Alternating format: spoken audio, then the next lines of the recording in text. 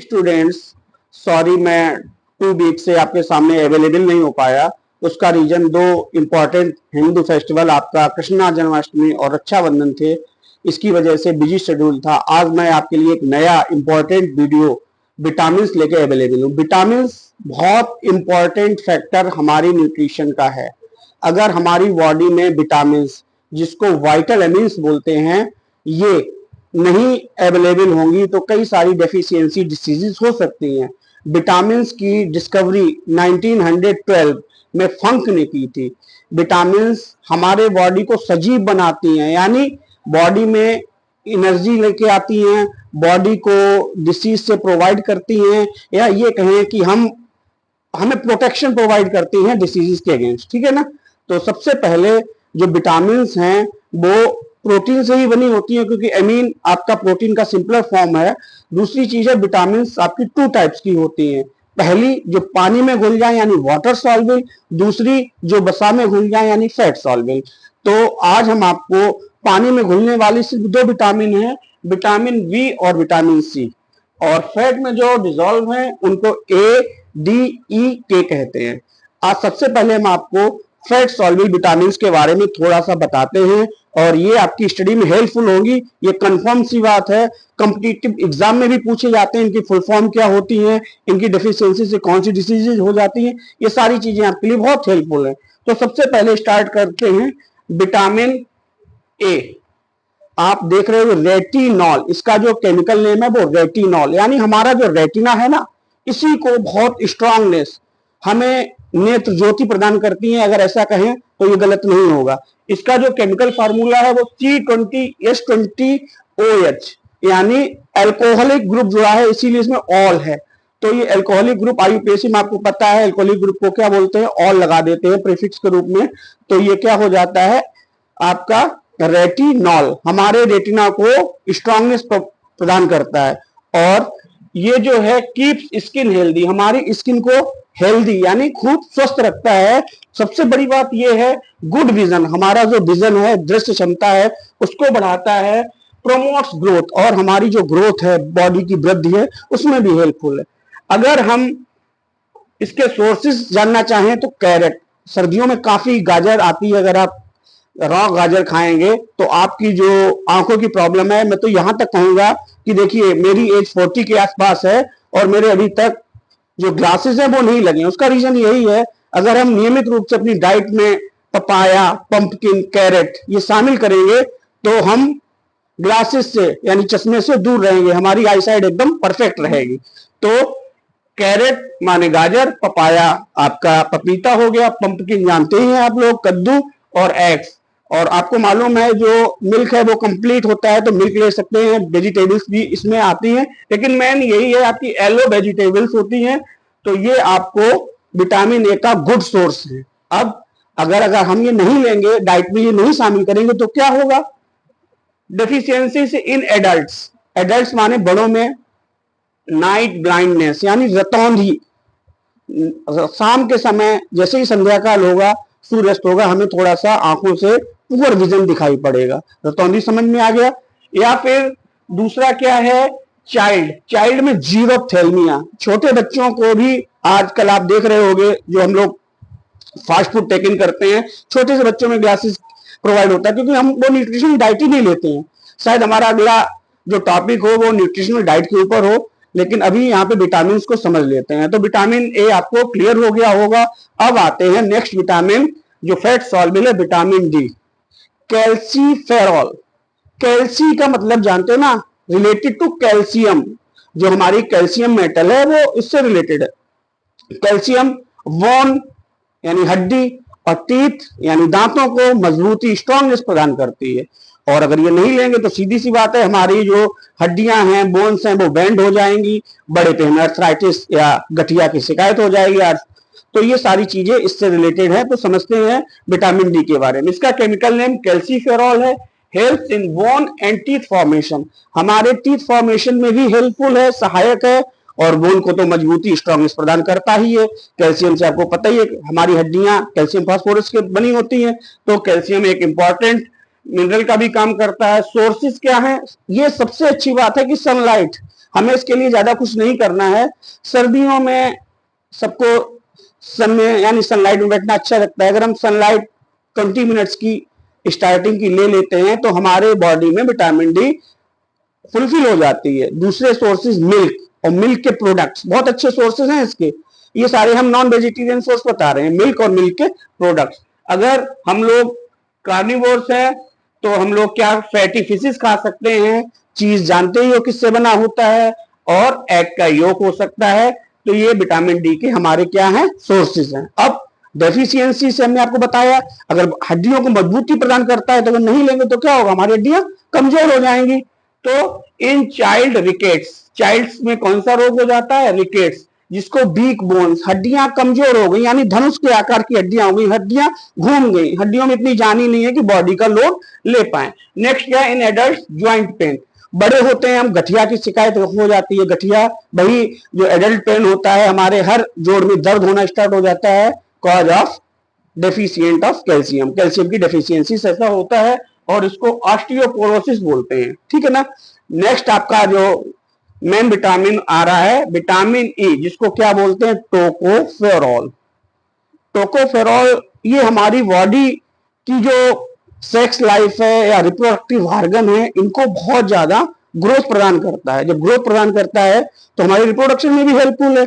तो ये जो विटामिन है ये हमें मोस्टली जितने भी फैट्स हैं या ऑयल्स हैं उनसे मिलती है, नट्स से मिलती है, हमारे जो ड्राई फ्रूट्स हैं उनसे मिलती है। तो समझते हैं इसको helpful in good healthy reproductive system, हमारा प्रजनन तंत्र इसको मजबूत बनाता है। कौन, विटामिन ई। केमिकल नेम क्या है, टोकोफेरॉल। सोर्सेज क्या है, बटर, बटर माने जानते ही हो आप, मक्खन होता है, ग्राउंड नट, मूंगफली हो गई, कैसी नट, काजू हो गई, ये सारी चीजें बताई हैं। Green leafy vegetables, green leafy vegetables हरे पत्तेदार सब्जियां। नेक्स्ट आपका क्या होता है, सनफ्लावर ऑयल, टोमेटो। ये सारी चीजें हमें बहुत ज्यादा हेल्पफुल हैं विटामिन ई के सोर्सेज के लिए। डेफिशिएंसी से जो चीज हमें मजबूती प्रदान करती है, अगर हम नहीं लेंगे तो हम उसके डेफिशिएंट हो जाएंगे। तो स्टेरिलिटी यानी बाध्यता, लेडीज में प्रॉब्लम हो सकती है, जेंट्स में प्रॉब्लम हो सकती है, उनके ओवा फॉर्मेशन में प्रॉब्लम हो सकती है, उनके स्पर्म फॉर्मेशन में प्रॉब्लम हो सकती है। यानी जो हमारा न्यू जनरेशन है उसकी अवेलेबिलिटी में प्रॉब्लम हो सकती है। हमारे जो रिप्रोडक्टिव ऑर्गन है उसको फिर हमें ट्रीटमेंट लेना पड़ता है।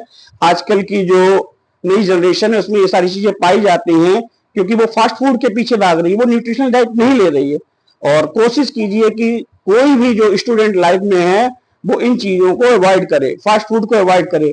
कोशिश करें मंथ में एक बार ही फास्ट फूड ले। जितनी न्यूट्रिशनल डाइट लेगा वो सारी चीजें उसकी बॉडी को ग्रोथ प्रदान करेंगी। आप यहाँ सोर्सेज देख रहे हो विटामिन के, कोई भी ऐसा सोर्स नहीं लिखा है जिसमें पिज्जा लिखा हो, बर्गर लिखा हो, या चाउमीन लिखा हो, या डोसा लिखा हो, कुछ भी ऐसा नहीं लिखा है क्योंकि वो न्यूट्रिशनल डाइट में नहीं आता है, वो सिर्फ हमारा टेस्ट ऑफ टंग होता है। नेक्स्ट आते हैं विटामिन के, इसका जो केमिकल नेम है फाइलोक्विनोन है।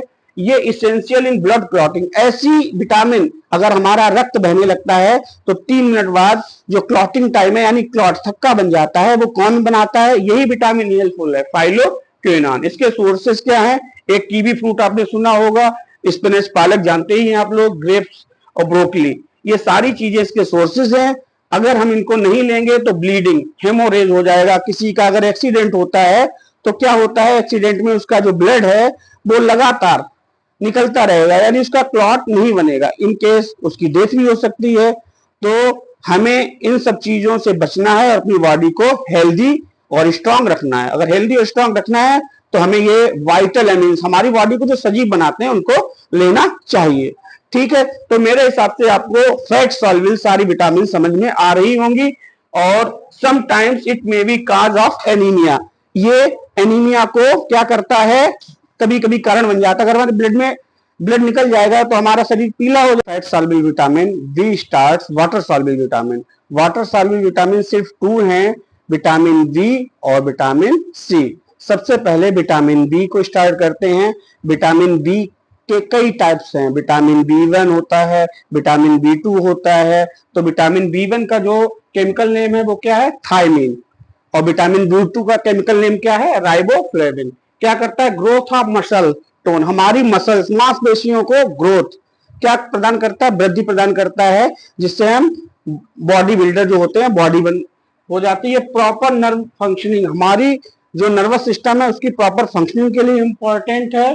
हेल्दी एपेटाइट, हमारा जो पाचन है उसको हेल्दी रखता है, भूख लगती है खूब। हार्मोन प्रोडक्शन, हमारे जो हार्मोन है एंडोक्राइन ग्लैंड जो हार्मोन सेक्रेट करती है उनके प्रोडक्शन में हेल्पफुल है कौन, विटामिन बी1।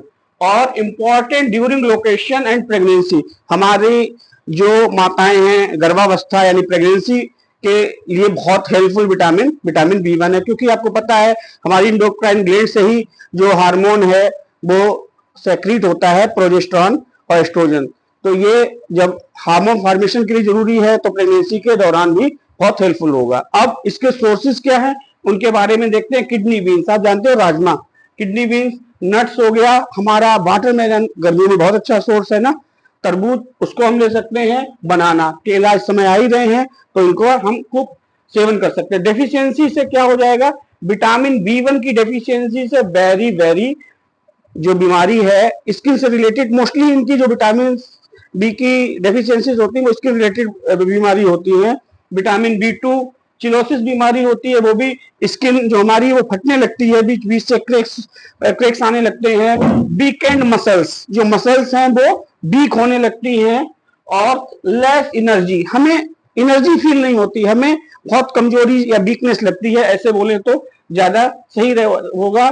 हमें वर्क करने में एनर्जेटिक नहीं महसूस होता। Sometimes can lead to heart failure and paralysis, कभी कभी तो ये कंडीशन आ जाती है कि पेशेंट का हार्ट फेलियर यानी जो हृदय गति है वो रुक जाती है, या फिर पैरालिसिस हो जाता है, लकवा वाली कंडीशन आपने देखा होगा कुछ पेशेंट्स में लकवा, तो ये विटामिन बी की कमी से होता है। हम थोड़ा सा शॉर्ट में बता रहे हैं आपको इनके नेम, क्योंकि ये एग्जाम में पूछ लिए जाते हैं। विटामिन बी3 पेंटोथेनिक एसिड होता है, सीम्स ओल्ड, हम एडल्टहुड में ओल्ड ऐसे लगने लगते हैं, चेहरे पे झुर्रियां आ जाती हैं, हमारे बाल बहुत जल्दी से सफेद होना चालू हो जाते हैं, तो ये विटामिन बी3 की डेफिशिएंसी होता है। विटामिन बी4 नियासिन होता है, पेलेग्रा एक रोग है, डिसीज है, वो हो जाता है। विटामिन बी6 फॉलिक एसिड, और विटामिन बी12 अभी बताया था एनीमिया, तो ये पर्नीशियस एनीमिया का है साइनोकोबाइल एमीन, इसका जो केमिकल नेम है काफी पूछा जाता है, विटामिन बी12 का साइनोकोबाइल एमीन, ठीक है। तो इसके हमने आपको सोर्सेज बताई दिए हैं। अब